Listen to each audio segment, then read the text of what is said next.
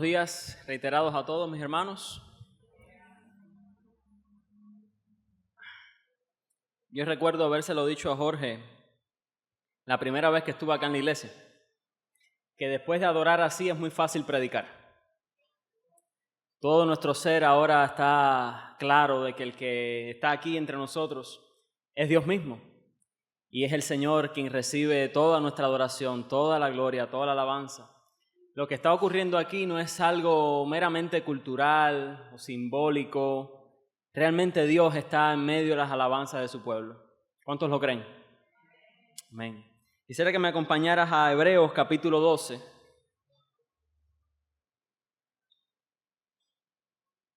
Vamos a estar esta mañana en los versículos del 1 hasta el 13.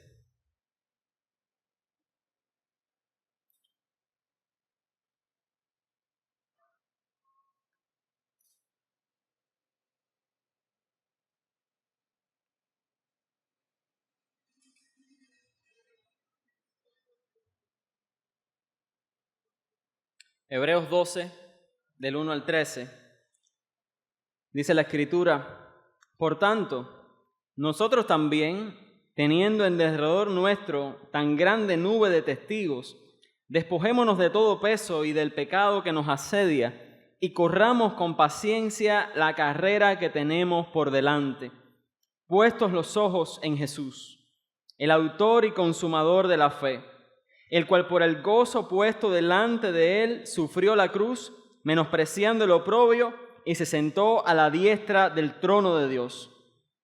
Considerad a aquel que sufrió tal contradicción de pecadores contra sí mismo, para que vuestro ánimo no se canse hasta desmayar. Porque aún no habéis resistido hasta la carne, combatiendo contra el pecado, y habéis ya olvidado la exhortación que como a hijos se os dirige, diciendo: Hijo mío, no menosprecies la disciplina del Señor, ni desmayes cuando eres reprendido por Él. Porque el Señor al que ama disciplina, y azota a todo el que recibe por hijo. Si soportáis la disciplina, Dios os trata como a hijos, porque ¿qué hijo es aquel a quien el Padre no disciplina? Pero si se os deja sin disciplina, de la cual todos han sido participantes, entonces sois bastardos y no hijos. Por otra parte, tuvimos a nuestros padres terrenales que nos disciplinaban y los venerábamos. ¿Por qué no obedeceremos mucho mejor al Padre de los Espíritus y viviremos? Y aquellos ciertamente por pocos días nos disciplinaban, como a ellos les parecía, pero para lo que nos es provechoso, para que participemos de su santidad.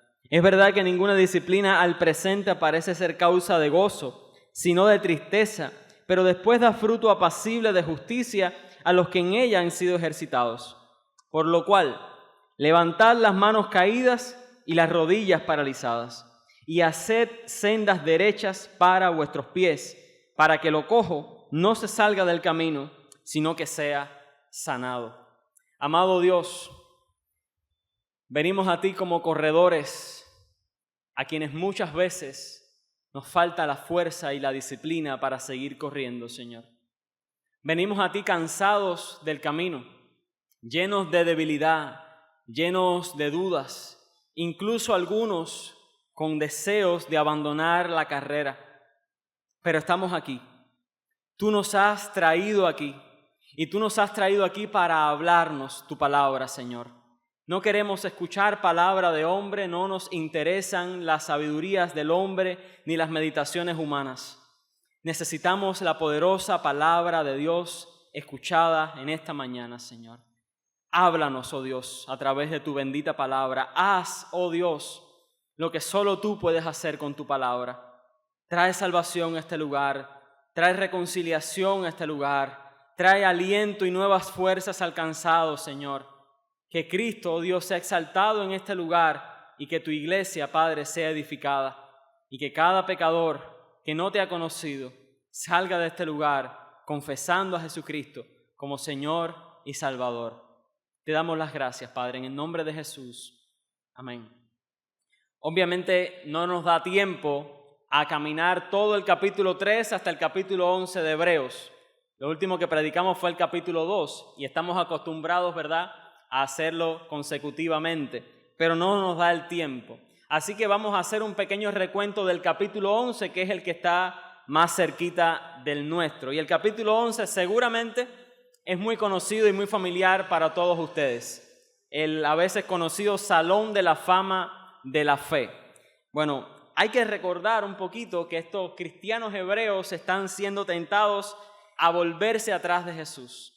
Y el autor ahora los lleva a considerar en su carta la supremacía de Cristo. Es el gran tema en la carta a los hebreos. La supremacía de Cristo y la supremacía de su obra. No hay mejor modo de exhortarles que llamarles precisamente a contemplar la gloria del Hijo de Dios. Y antes de entrar a este pasaje, que es, por cierto, la quinta y última exhortación del texto o de toda la carta, tiene 5 discursos y 5 exhortaciones. Estamos en la última de estas exhortaciones. Tenemos en el capítulo 11, versículo 1, una gran verdad que antecede a este capítulo 12. Quizás han leído ese pasaje. Dice el capítulo 11 de Hebreos, versículo 1, es pues la fe, la certeza de lo que se espera, la convicción de lo que no se ve. Así comienza el discurso Hebreos capítulo 11. Demostrando que la fe, en pocas palabras, es una confianza absoluta en lo que Dios ha dicho que hará. Es confiar absolutamente, plenamente, totalmente en que Dios cumplirá aquello que Él ha dicho en su palabra, que su palabra es cierta. Y luego empieza a mostrar cómo se ve y cómo se materializa en la práctica, precisamente creer que Dios va a hacer lo que ha dicho que hará. Tomar en cuenta la palabra de Dios en serio, tomar a Dios por su palabra. ¿Cómo se ve una vida así? Bueno, lo vemos a través de hombres imperfectos, hombres débiles. No eran mucho mejores que nosotros en muchos sentidos. Como lo diría quizás Santiago, estaban enfrentando las mismas tentaciones que nosotros. Pero ellos le creyeron a Dios. Ellos se encomendaron a Dios. Ellos confiaron en Dios. Ellos vivieron su esperanza en una mejor patria, una patria celestial. Y eso les llevó en muchas ocasiones a diversos sufrimientos, pero ellos aún así perseveraron en su fe. Fíjate cómo dice el versículo 39 al final del capítulo 11. Todos estos, aunque alcanzaron buen testimonio mediante la fe, no recibieron lo prometido. Dice, proveyendo Dios alguna cosa mejor para nosotros, para que no fuesen ellos perfeccionados aparte de nosotros. Ellos no recibieron lo prometido, pero vivieron creyéndolo, saludándolo de lejos, esperando lo que los hebreos han recibido y esperando lo que nosotros también hemos recibido.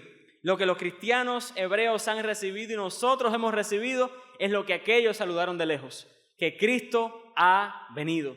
El Hijo de Dios se ha encarnado, ha resucitado de los muertos después de haber pagado por nuestros pecados en la cruz del Calvario. Esta gran esperanza, este hijo de mujer, esta simiente de la mujer prometida en Génesis capítulo 3, es lo que estos héroes de la fe estaban anhelando y saludando de lejos.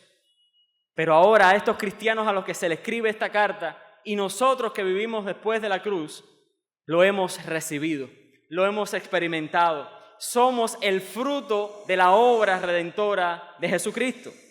Como dice 1 Corintios capítulo 2, capítulo 1, versículo 20, en Cristo, en Él, todas las promesas de Dios son en Él sí y en Él amén. Lo que aquella generación veía de lejos, hoy podemos disfrutarlo bajo el nuevo y mejor pacto con mejores promesas que Cristo ha inaugurado con su sangre. Entonces la pregunta para los hebreos y para nosotros hoy es clara. ¿Cómo podemos volvernos atrás ahora, sabiendo que tenemos mucho más de lo que las generaciones pasadas tuvieron? ¿Cómo vamos a volvernos atrás ahora? Considera un poquito, mi amado hermano, cuando lees el Antiguo Testamento y cómo vives ahora tu vida cristiana, considera todo lo que Cristo ha ganado para nosotros. Tenemos acceso libre a la presencia de Dios. Ya no hay más intermediarios. Ya nosotros podemos ir directamente al lugar santísimo a través de Jesús. Nuestros pecados han sido lavados una vez y para siempre con la preciosa sangre del Hijo de Dios. El Espíritu Santo, que solía venir sobre estos héroes y les guiaba en momentos y circunstancias determinadas, ya ahora mora en nosotros permanentemente, para siempre, nunca nos abandona, sino que siempre nos guía a toda verdad y nos enseña toda la verdad y nos recuerda todas las cosas. Ya no se va de nosotros, la morada del Espíritu Santo ahora somos nosotros permanentemente. No obstante, al igual que aquellos héroes o aparentes héroes imperfectos, también nosotros vivimos a la luz de una promesa, la cual debemos creer con la misma fe que ellos se aferraron en aquellos tiempos, que Jesucristo va a regresar. Jesucristo volverá para salvar a su pueblo, a sus escogidos, a aquellos por los cuales Él derramó su sangre y compró en la cruz a precio de sangre. Dios nunca, mi amado hermano, te ha dado razones para que dudes de Él. Jamás nos ha dado razones para desconfiar de que Él es incapaz de cumplir con su palabra. Había dicho desde Génesis capítulo 3 que su Hijo iba a venir, y así sucedió. Ciertamente la serpiente le mordió en el calcañar, pero Él pisó la cabeza de la serpiente. Tal y como estaba dicho, Él murió, pero con su muerte venció la muerte, el pecado y a Satanás. Y con su muerte también compró nuestra redención. Pero no quedó muerto, ¿verdad? Resucitó al tercer día y se sentó a la diestra del Padre, también como había sido ya profetizado. Dios ha cumplido siempre su palabra, por eso hoy estamos acá reunidos. Porque confiamos en que así como lo ha hecho siempre, así también lo hará para siempre.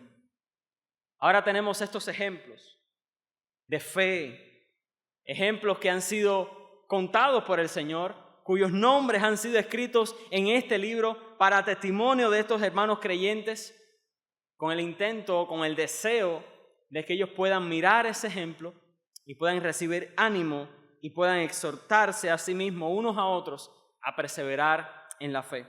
Esta es la experiencia generalmente cuando leemos alguna biografía cristiana. Vemos las biografías de algunos misioneros y decimos, mira cuán grandes cosas esta gente fue capaz de hacer para Dios.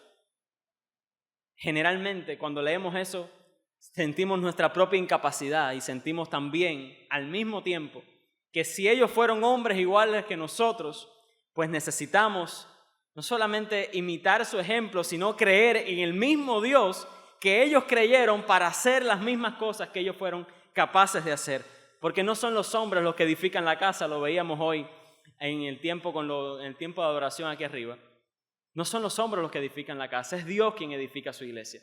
Es Dios quien afirma su iglesia, es Dios quien sostiene su iglesia. Es Dios quien nos ha puesto en nosotros el ánimo y el aliento para seguir corriendo la carrera de la fe. Y esto es algo que veremos en el pasaje de hoy.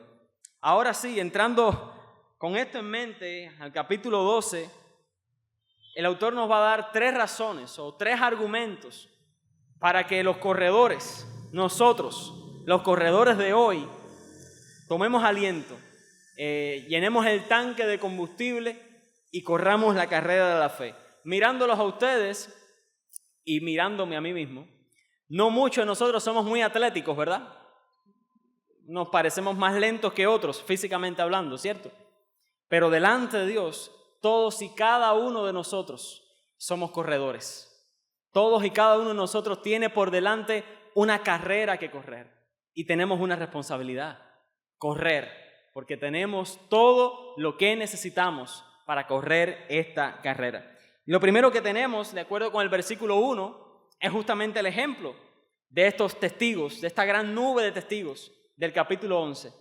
Tenemos el ejemplo de Jesús, un mucho mejor ejemplo que el de estos héroes, y a veces nos enamoramos tanto de estos primeros versículos del 1 hasta el 4 que olvidamos la disciplina de Dios y solemos no considerar la disciplina de Dios como algo que Dios ha puesto para animarnos y exhortarnos a seguir corriendo la carrera, a seguir perseverando.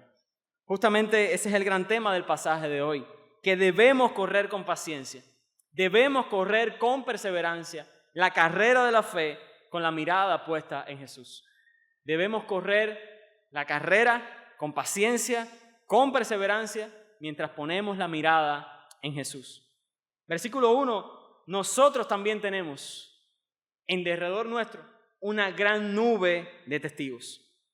En otras palabras, ustedes no son los primeros en correr esta carrera.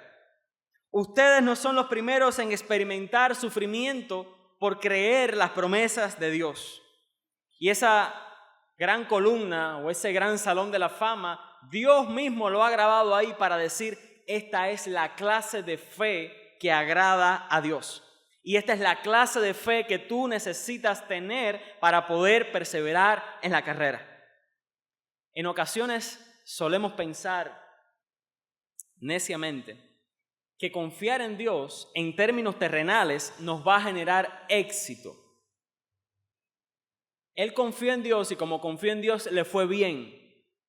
Pero en términos terrenales eso muchas veces no es real. Cuando miramos por encima del sol sabemos que aquel que confía en Dios le irá bien. Pero ve conmigo un momentico al capítulo 11. Fíjate por ejemplo el versículo 33. El versículo 32 nos habla de Gedeón, de Barak, de Sansón, de Jefté, de David, de Samuel, de los profetas. Dice que ellos tuvieron fe, le creyeron a Dios y como resultado de esto, versículo 33, ellos por fe conquistaron reinos, hicieron justicia, alcanzaron promesas, taparon bocas de leones. En términos terrenales, al confiar en Dios, aquel que los veía de lejos diría, fue bien porque confiaron en Dios. Pero ¿qué pasó con aquellos, por ejemplo, el versículo 38, que tuvieron la misma fe y el resultado, terrenalmente hablando, no fue el mismo? Dice el versículo 36, otros que tuvieron la misma fe experimentaron vituperios. ¿Dónde está el reino de ellos? ¿Dónde está la aparente victoria de ellos? Azotes, prisiones, puestos a prueba, apedreados, cárceles, azotados, muertos a filo de espada. ¿Te das cuenta, mi amado hermano, que la carrera de la fe tiene que ser vivida a la luz de la recompensa eterna, no de la recompensa terrenal? Confiar en Dios en este mundo puede sí darnos grandes victorias, pero también traer a nuestra vida grandes sufrimientos. Pero en ambas circunstancias, en ambos extremos, el Señor Dios sigue siendo nuestro Dios. Su promesa sigue siendo real, su palabra sigue siendo viva, su espíritu sigue estando en nosotros y la fe que Dios nos ha dado es capaz de perseverar en las buenas y es capaz de perseverar en las muy malas, como aquellos creyentes del capítulo 11. En ambos casos ellos pudieron perseverar. ¿Sabes por qué pudieron perseverar? Porque dice el capítulo 11, versículo 13, conforme a la fe murieron todos estos. Dice, saludándolo, creyéndolo, mirándolo de lejos y confesando que eran extranjeros y peregrinos sobre la tierra. Dice que ellos anhelaban una patria que está en los cielos, una patria celestial, por lo cual Dios no se avergüenza de llamarse Dios de ellos. La única forma que tenemos de perseverar aquí en nuestra fe es entender que la carrera no es eterna, que la carrera termina y que solo estoy corriendo porque sé que voy hacia un mejor lugar, con mejores promesas, con mejores circunstancias que este terrenal. Lo terrenal es pasajero, pero lo celestial es eterno. Esta gente supo correr la carrera en cualquier circunstancia porque tenía la mirada fijada en lo eterno, no en lo terrenal. Corramos entonces con paciencia la carrera porque tenemos por delante una orden. Corre bien la carrera. Mira a aquellos que corrieron detrás de ti, aquellos que corrieron delante de ti. Pero para correr bien esta carrera, dice el autor, el mismo versículo 1, que debemos hacer algo específico. Despojémonos de todo peso y del pecado que nos asedia. No sé si has visto las carreras, las maratones. Por cierto, al hablar que la carrera debe ser corrida con paciencia, dejamos claro que la carrera cristiana no es de velocidad, no son 50 metros planos, ni 100 metros planos, ni 200 metros planos. Es una maratón de 42 kilómetros y más. Y no sé si tú te has fijado cuando has transmitido estas competencias de atletismo, ninguno de esos corredores de maratón lleva una mochila con un peso arriba. Todo lo contrario. Estoy seguro que si pesáramos la ropa de esos corredores y el calzado, no llega posiblemente a un gran peso. Andan bien ligeritos. Y fíjense además cómo el pasaje hace la diferencia en que una cosa es el peso y otra cosa es el pecado. Pensemos en esto. ¿Qué es ese peso del cual debemos despojarnos? No son las libras que tienes de más, no es eso. Ese peso del cual debes despojarte son aquellas cosas las cuales no son pecaminosas en sí mismas, pero que por abusar de ellas las volvemos algo pecaminoso. Un peso es algo que se convierte en un estorbo, en un obstáculo, en un impedimento para que yo pueda correr bien la carrera. De hecho, la palabra en el griego significa una masa, un peso que hace que uno se encorve. Si te das cuenta, los corredores, cuando corren bien, corren erguidos, con todas sus fuerzas, no andan encorvados sobre sí mismos. Y vamos a ver ahorita que no nos conviene andar encorvados en esta carrera. No son 100 metros planos, es una carrera de larga distancia. Entonces, lo que marca al corredor cristiano no es la rapidez con la que avanza, no son los frutos rápidos, sino la constancia, la perseverancia. No es lo poco que he alcanzado en mi mes de cristiano, sino cuánto he caminado con el Señor, cuánto he corrido a pesar de todos los obstáculos que he enfrentado. Mira, cualquier corredor, siervo de Jesucristo, lleve poco tiempo, lleve mucho tiempo, llevará las marcas del Señor sobre sí mismo. Esa es la marca de que estás corriendo bien. Hay cicatrices para aquellos que corren detrás de las pisadas del Señor. Y eso es la esencia precisamente de un buen corredor. Somos buenos corredores cuando identificamos qué cosas nos están retrasando en la carrera.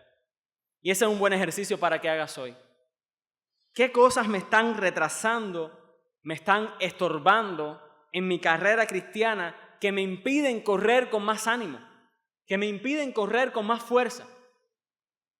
En algunos casos eso puede significar, solo por poner un ejemplo, postergar un noviazgo porque me doy cuenta que ahora en estas circunstancias sería un obstáculo para mi crecimiento espiritual. Fíjate, no es pecado ver televisión, no es pecado ver la novela turca, no es pecado, necesariamente no es pecado. No tanto por el contenido que recibimos, sino por el tiempo que pasamos en eso, el tiempo que invertimos en eso. Ponte a evaluar, y esto es reto que te lanzo simplemente. ¿Cuánto tiempo oras comparado con cuánto tiempo ves tu serie favorita o tu novela favorita, no sé? ¿O cuánto tiempo practicas tu deporte favorito? Son cosas que no necesariamente son un pecado en sí mismas, pero que ciertamente nos pueden ser un lastre, nos pueden ser una masa que nos encorve sobre nosotros mismos y que nos impida mirar rectamente hacia adelante. Como decía ahorita, también decía un pastor, el abuso de algo inofensivo es la esencia del pecado. Abusar de algo que no es malo en sí mismo nos puede llevar ciertamente al pecado. Y lo otro que claramente debemos despojarnos, y ellos debían despojarse, es el pecado. El pecado concretamente al que ellos se están llevando, y de hecho es algo que también hablamos ahí arriba, es justamente la tentación continua que hay en nuestro corazón a apartarnos en incredulidad del Señor. Cualquiera de nosotros pudiera decir, ya llegué a la meta, jamás pondré un pie fuera de la carrera. Justamente aquel que cree estar firme, mire que no caiga. Justamente cuando te crees fuerte es cuando estás pisando el hielo más fino y estás más pronto a caer en el pecado. Despojémonos de ese pecado y de todos los pecados que apartarnos del Señor trae consigo. Y esto no es una opción, mi hermano. Así como la práctica del pecado es lo que distingue a aquellos que están fuera de Cristo, la práctica de la santidad es lo que distingue a los que corren precisamente hacia esa patria celestial. La santidad diaria es una búsqueda que debe ser hecha con toda intención y con toda determinación.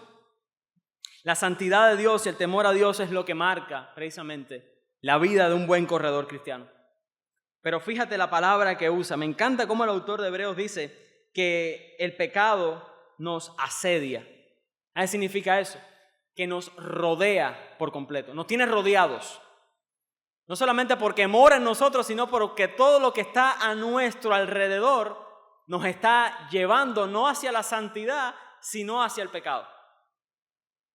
Por eso la disciplina espiritual de la santidad no es una opción.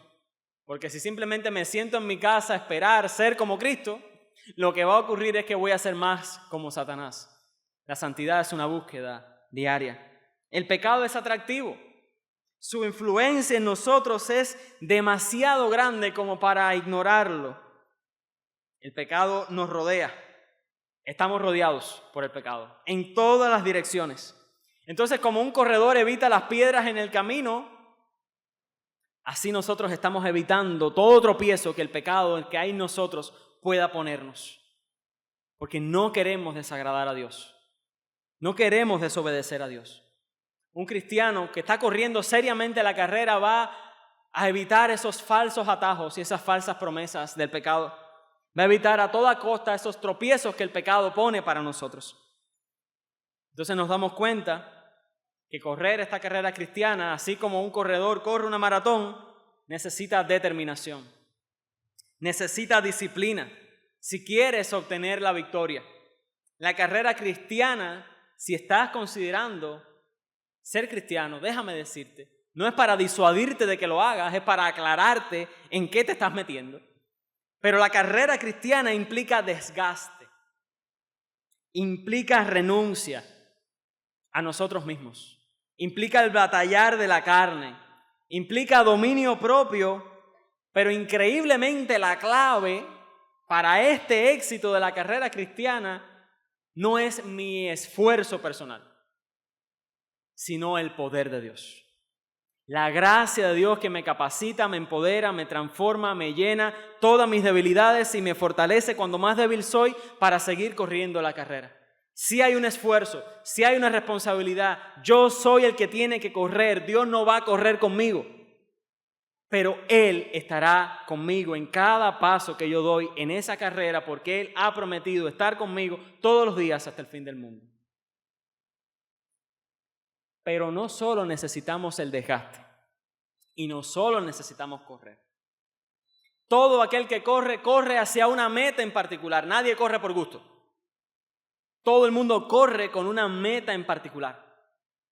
Ahora pregúntate a ti mismo, ¿qué puede haber tan valioso en la meta que tú y yo perseguimos que conlleve tal desgaste y que valga la pena tales renuncias y que valga la pena tales sacrificios? ¿Qué hay en la meta, mi hermano? ¿Qué hay en la meta? Versículo 2. ¿Puestos los ojos en quién? ¿En Pablo? ¿Puestos los ojos en Noé?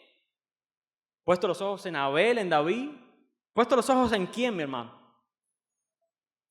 Se ha llenado el capítulo 11 de Hebreos de ejemplos, de buenos ejemplos, de Dios testificando, esta gente vivió por fe en mí a pesar de todo. Pero el autor de Hebreos sabe que estas cosas, estos hombres de Dios, eran solamente una sombra. Estos buenos ejemplos simplemente estaban anticipando el mejor ejemplo de una fe perseverante en toda circunstancia.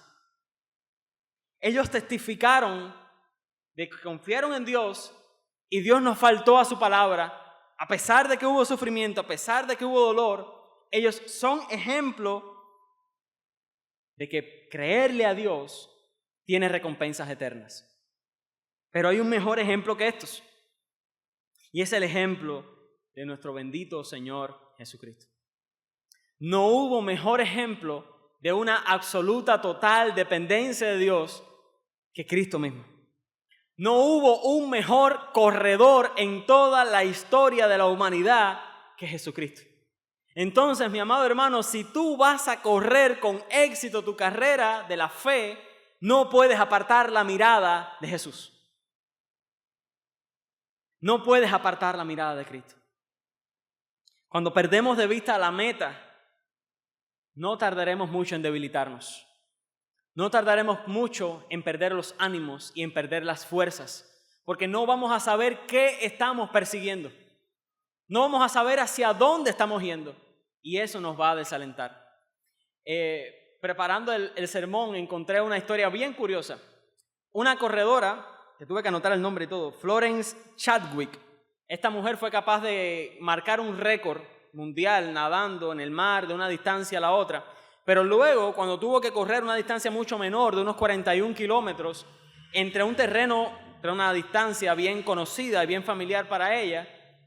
Cuando tuvo que hacerlo, a medio caminar empezó a nublarse.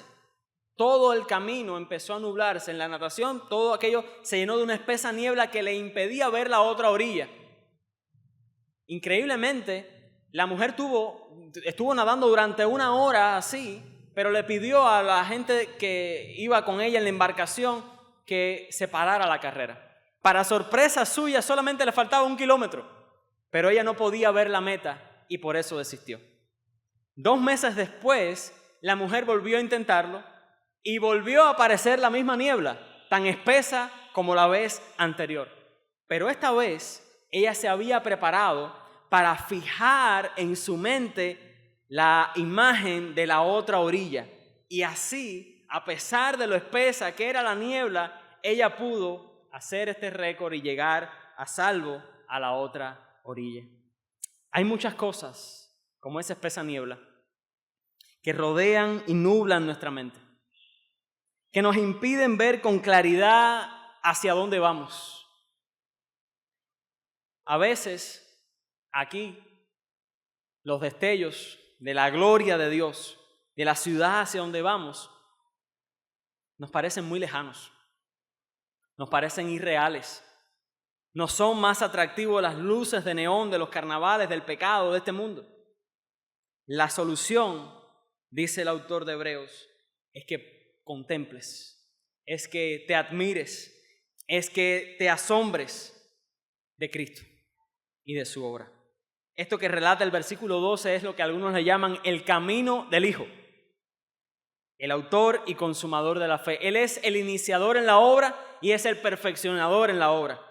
Él es el que por el gozo puesto delante de él, dice, sufrió la cruz, menospreció el oprobio, la deshonra, y al mismo tiempo, a través de ese camino, no de rosas, sino de sufrimiento, él se ha sentado a la diestra de Dios.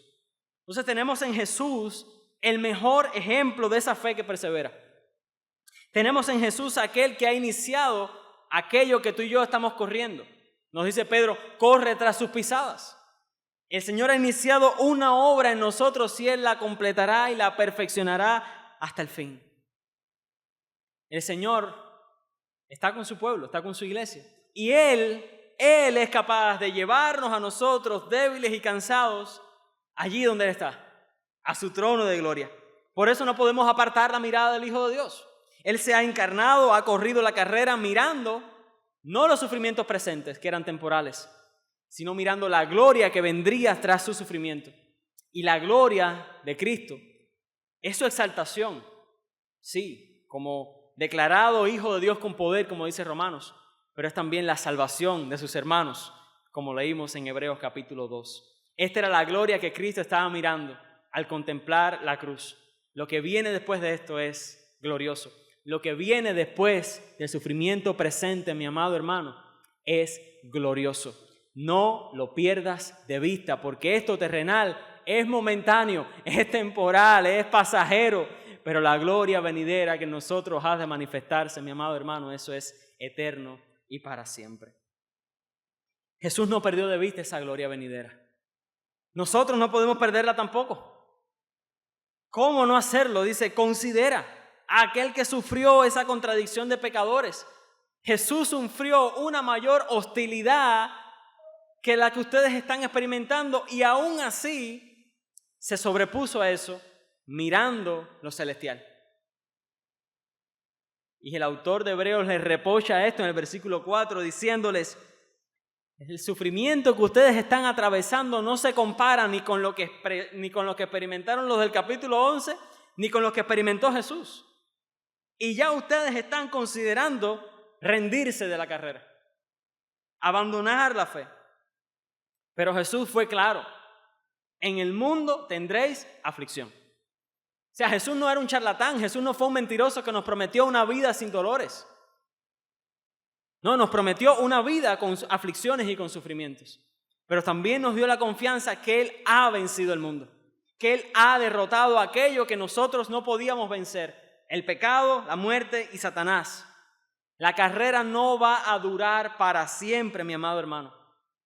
Por eso no puedes perder de vista la meta, no puedes perder de vista a Jesús. Cristo entonces es el campeón de nuestra fe, que está en la meta, pero también está en nosotros a través de su Espíritu Santo. Y eso significa que en Cristo tenemos todo lo que necesitamos para seguir corriendo esta carrera de la fe. Nuestras fuerzas, te habrás dado cuenta ya, corredor veterano, que son limitadas. Constantemente nuestros recursos se van a agotar. Nuestras emociones mientras corremos son inconstantes.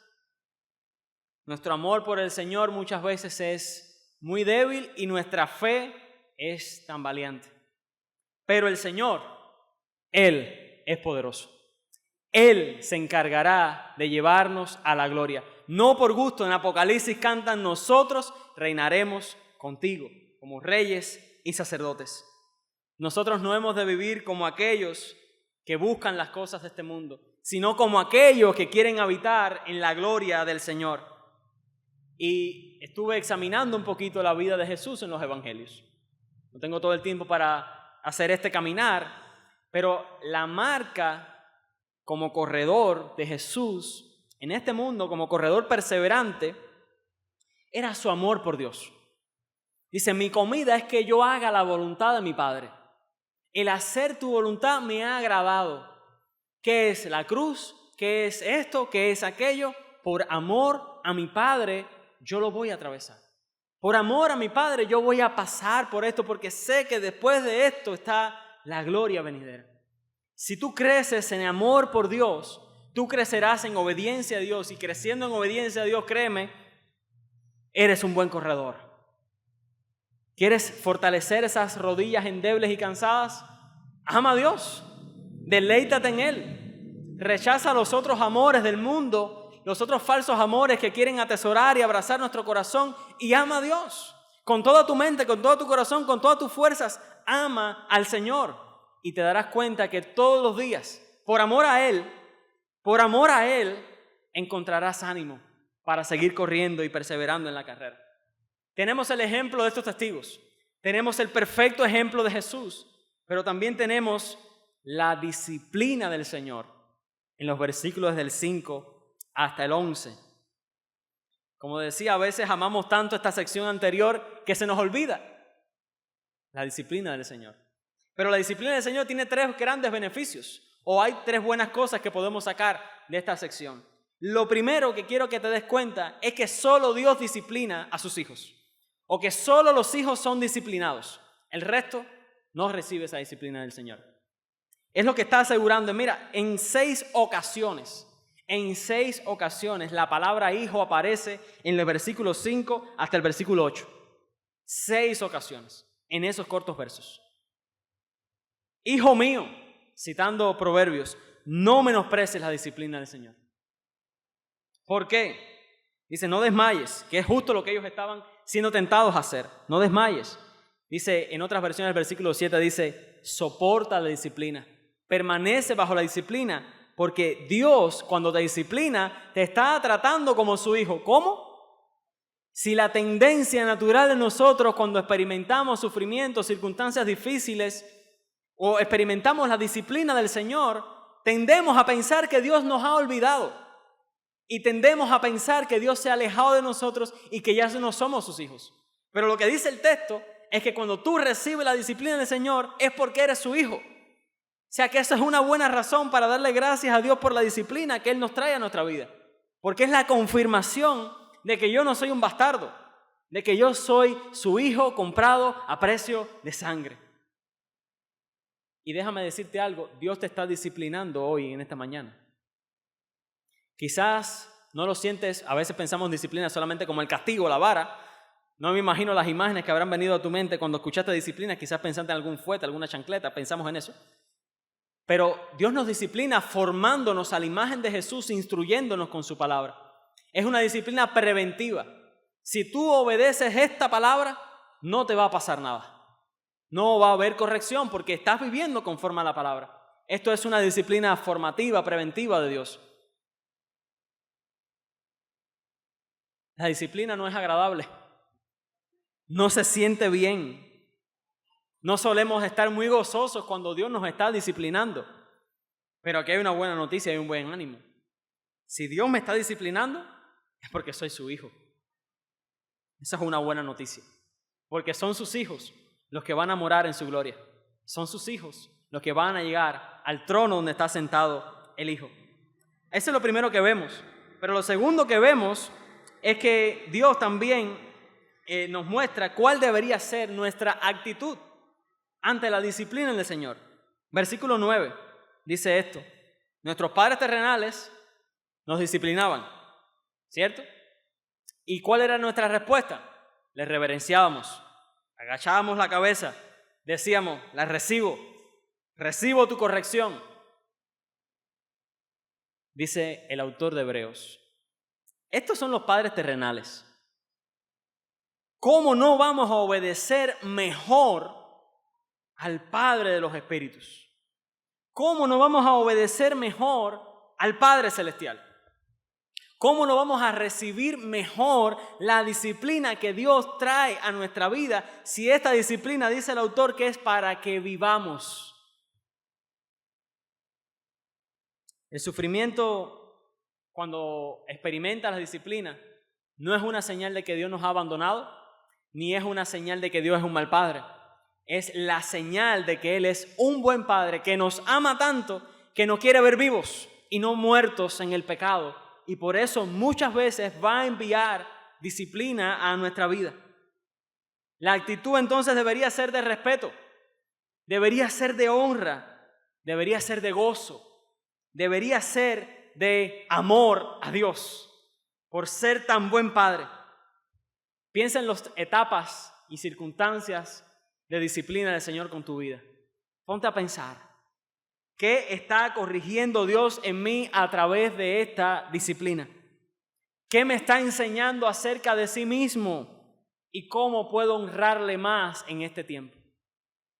Créeme que un puño que se levanta contra Dios no le honra. Un puño que se queja contra Dios no le honra. Pero un puño que dice, tú eres el Padre mío, tú me amas y tú me estás trayendo a vida en este sufrimiento, en esta disciplina. Por tanto, yo te amo, Señor. Yo te doy gracias. El autor entonces continúa animando a los creyentes y les recuerda otro de los beneficios de la disciplina. Dice el versículo 10, aquellos ciertamente por pocos días nos disciplinaban. ¿Sabe cómo es la disciplina de los padres, no?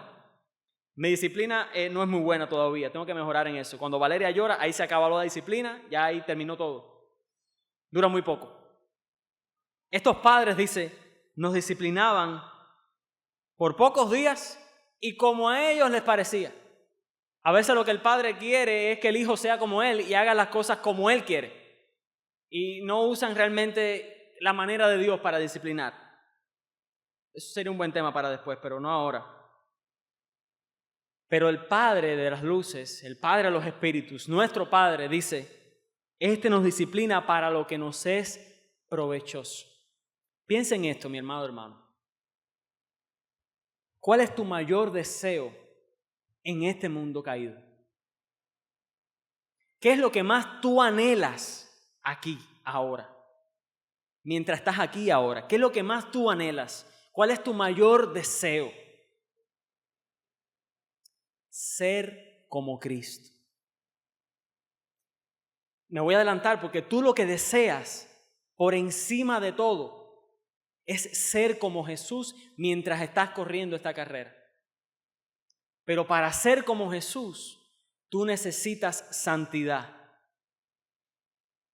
Y para ser santo y crecer en santidad, no son suficientes ni el curso de crecimiento, ni el curso de capacitación, ni los 4 años de la licenciatura.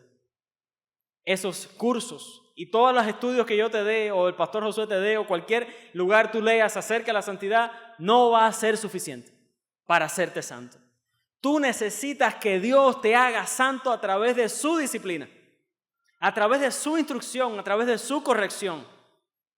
Es a través de experiencias dolorosas donde podemos practicar verdaderamente la disciplina de una forma real y experimental.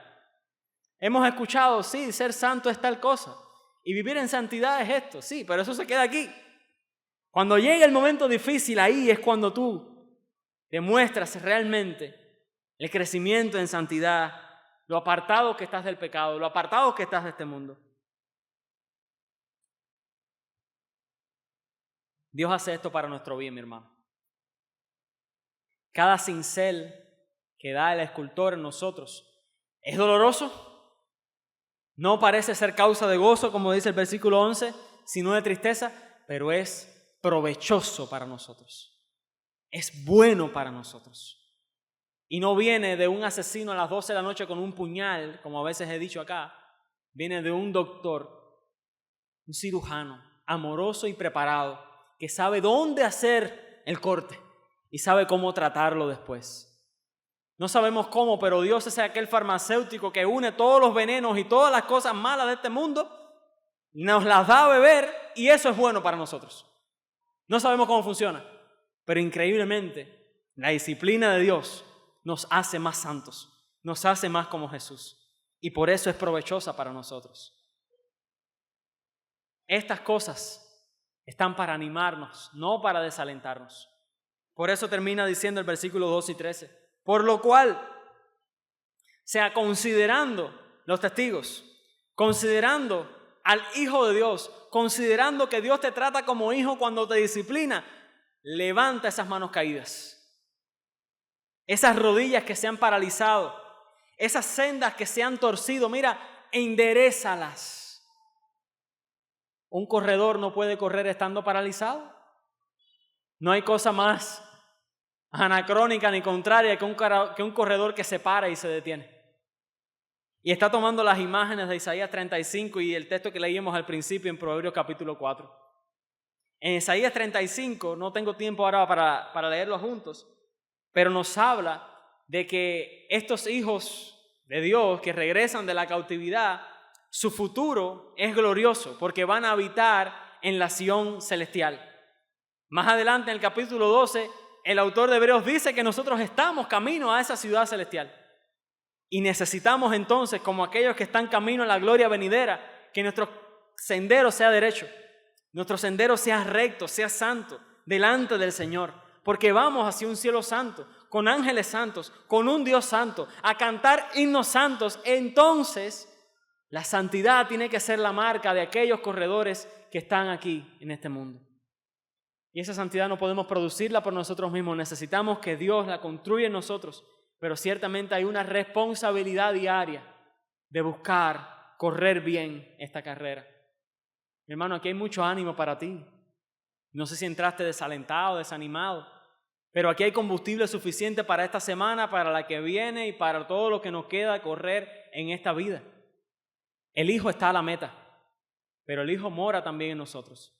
El Hijo está a nuestro lado. No corremos solos, corremos con cada uno de los que estamos al lado de los otros y corremos con el Señor delante como nuestro premio. Aquel que nos ha sido a sí mismo es el mismo que nos está llevando todo el tiempo hacia la meta.